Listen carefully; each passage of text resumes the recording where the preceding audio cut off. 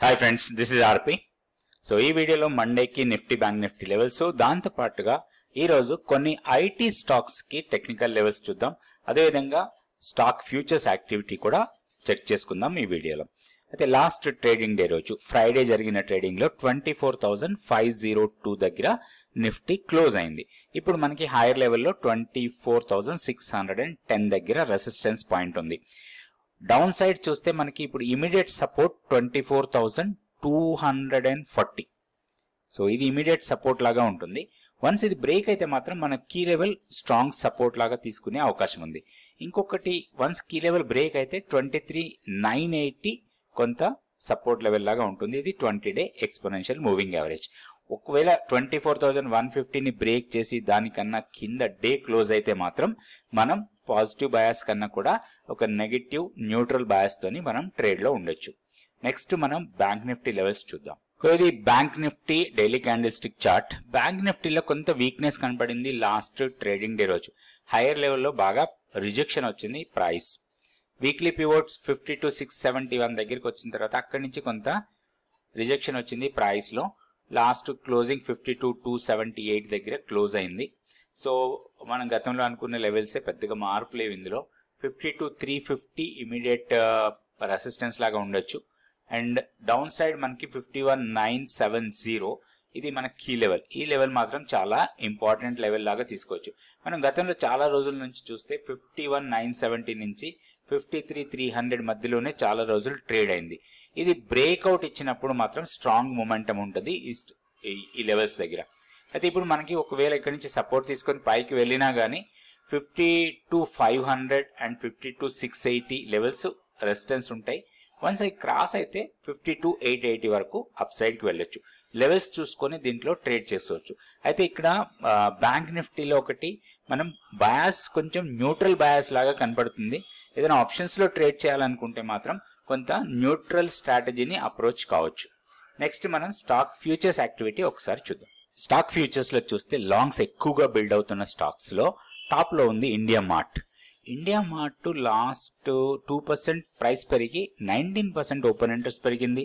అట్లనే Atul 18% open interest, Dalmia Bharat 16% open interest పెరిగింది, Manappuram finance 15%, persistent systems 13% open interest పెరిగి ప్రైస్ పెరిగిన స్టాక్స్. వీటిలో doctor Reddy, SCL tech, tech Mahindra, Muthoot finance, Ultratech, Coforge, Cipla, ఇవన్నీ, ఇన్ఫోసిస్, ఇవన్నీ కూడా ప్రైస్ పెరుగుతూ ఓపెన్ ఇంట్రెస్ట్ పెరిగిన స్టాక్స్. వీటిలో మనం పాజిటివ్ బయాస్ తో ట్రేడ్ చేసుకోవచ్చు. అయితే టెక్నికల్ గా లెవెల్స్ చూసుకొని లెవెల్స్ ప్రకారం మనం ట్రేడ్ చేయొచ్చు.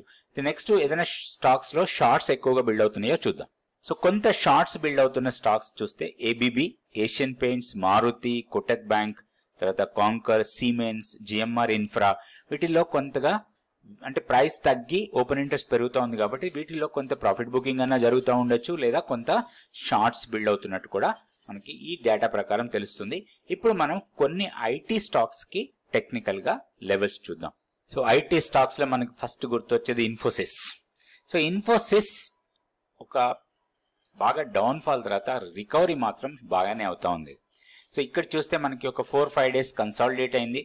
దాని తర్వాత ఒక స్ట్రాంగ్ బ్రేక్అవుట్ ఇచ్చింది. అయితే ఇక్కడ మనకి ఒక రెసిస్టెన్స్ పాయింట్ కనబడతా ఉంది హైయర్ లెవెల్లో 1730, 1735 లెవెల్స్ కొంత మనం టెక్నికల్ గా రెసిస్టెన్స్ ఉన్న ఏరియా. సో దీంట్లో కొంత పుల్ బ్యాక్ వస్తే మాత్రం ఒక లాంగ్ ఎంట్రీ కోసం ప్లాన్ చేయొచ్చు. మనం 1711 దగ్గర ట్రేడ్ అవుతా ఉంది. ఏదైనా పుల్ బ్యాక్ ఇచ్చి ఈ క్యాండిల్ యావరేజ్ ప్రైస్ అంటే పివోట్ లెవెల్ దగ్గర మనం ఎంట్రీ పాయింట్ తీసుకుంటే ఒక స్టాప్ లాస్ కొంచెం ఎక్కువగా ఉంటుంది. ఈ కన్సాలిడేషన్ జోన్ కన్నా కింద మన స్టాప్ లాస్ పెట్టుకోవచ్చు.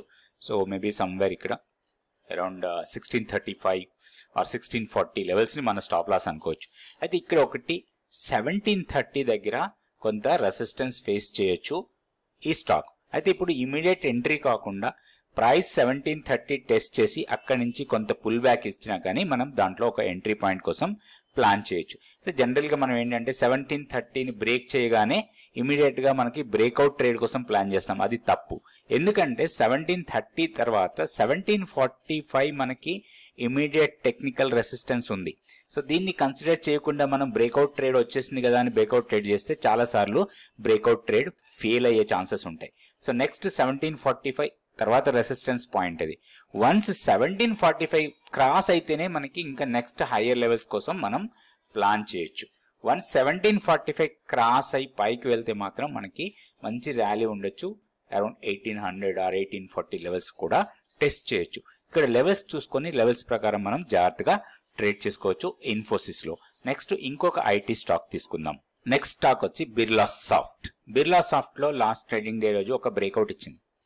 అయితే ఇక్కడ బ్రేక్అవుట్ తర్వాత పెద్దగా రెసిస్టెన్స్ దగ్గరలో ఎక్కడా లేదు. 779 ఆర్ 780, 85 ఈ లెవెల్స్ వరకు కూడా మధ్యలో పెద్దగా టెక్నికల్ రెసిస్టెన్స్ లేదు.